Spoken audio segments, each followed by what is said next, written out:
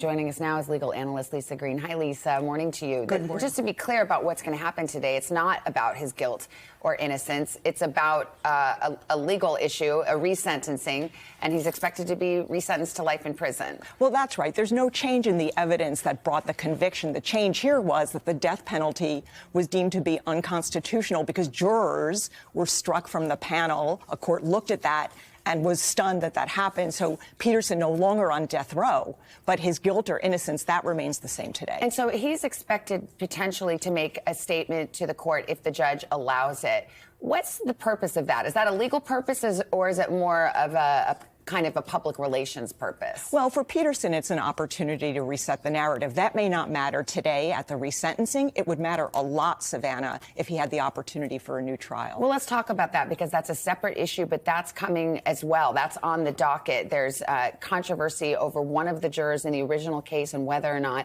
she lied on her jury voir dire, her questioning form.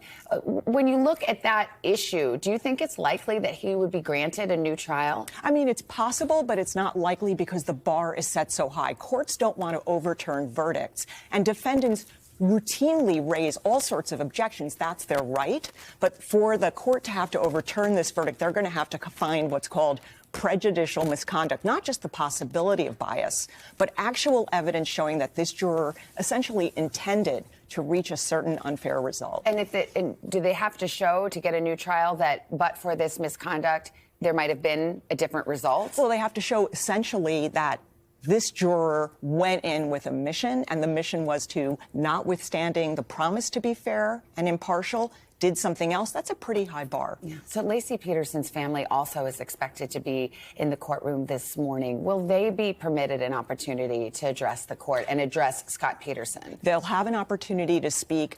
They have historically been very vocal. That's understandable given what happened to their daughter. So it should be extraordinarily high drama in a small courtroom, very few attendants, and their opportunity to pour their hearts out with Scott Peterson in the room. All right, Lisa, thank you very much.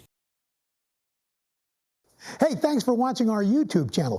Find your favorite recipes, celebrity interviews, uplifting stories, shop our favorite deals, and so much more with the Today app. Download it now.